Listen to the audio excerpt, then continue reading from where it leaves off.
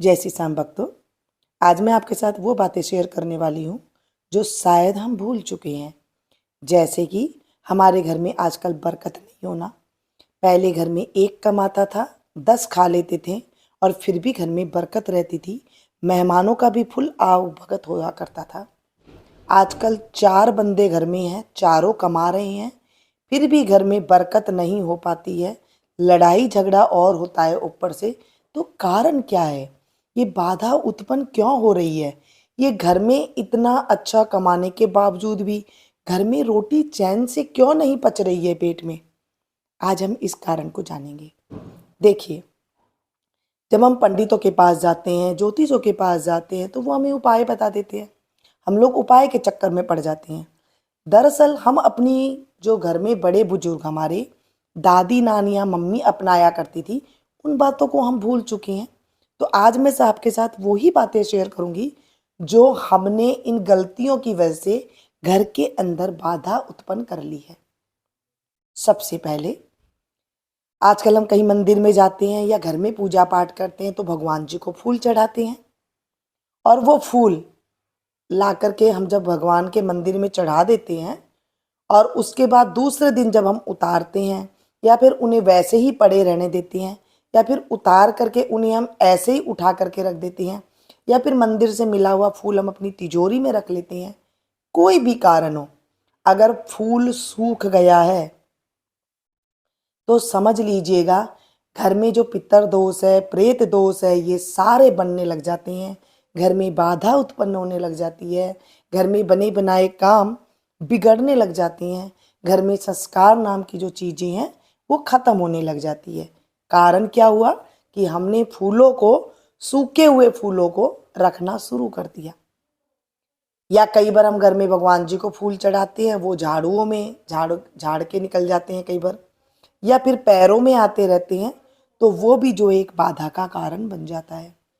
मंदिर में कभी भी आपको फूल चढ़ाया रखना है तो आप जैसे ही उनको दूसरे दिन आप उठाते हैं, उसे तुरंत घर के बाहर या फिर थैली में एक जगह उठा करके रखना शुरू कर दीजिए।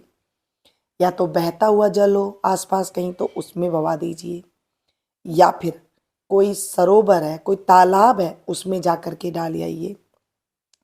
कुछ भी नहीं है, कोई पेड़ पौधा है उसके नीचे डाले आइए, जैसे पीपल का है, बरगद का है, कोई भी पेड़ पौधा है वहाँ जाके डाल आइए। या फिर घर में जो पेड़ पौधे हैं उनकी जड़ों में मिट्टी खोद करके डाल दीजिए। मतलब उन्हें रखना नहीं है, वो निर्माल्य हो जाता है, वो बाधा उत्पन्न करने वाले हो जाते हैं।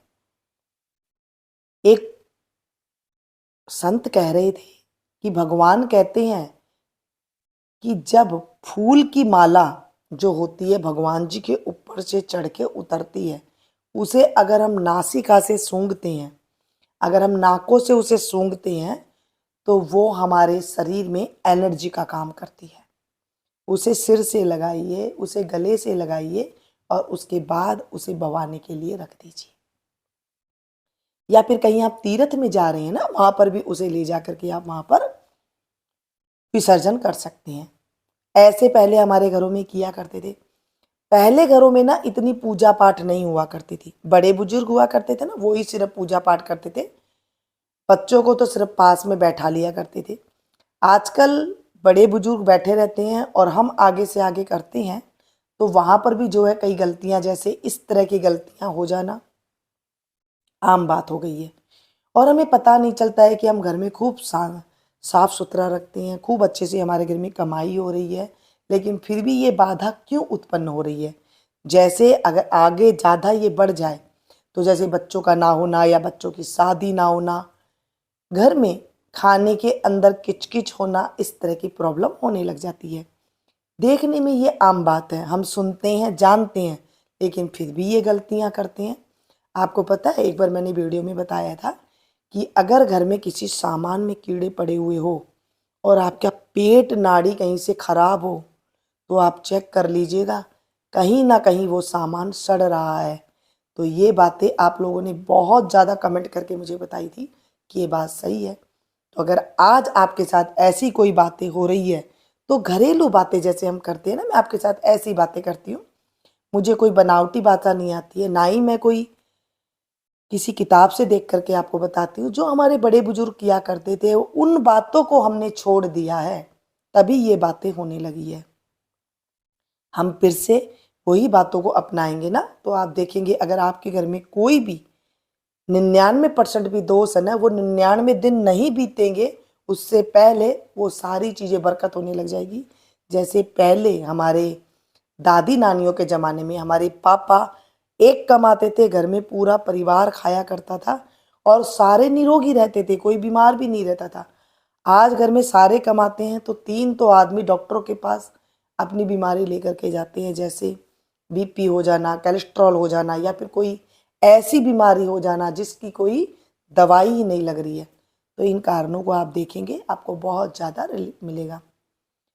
अगर आपको और कोई विषय में जानना है तो वो भी ज़रूर कमेंट करके बताइएगा, मैं आगे उसके ऊपर वीडियो ज़रूर बनाऊंगी।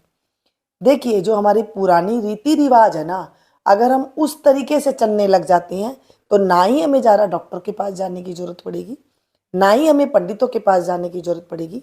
पहले ज़माने में कुंडली नहीं दिखाई जाती थी, ना ही कुंडली मिलाई जाती थी, कुछ नहीं होता था।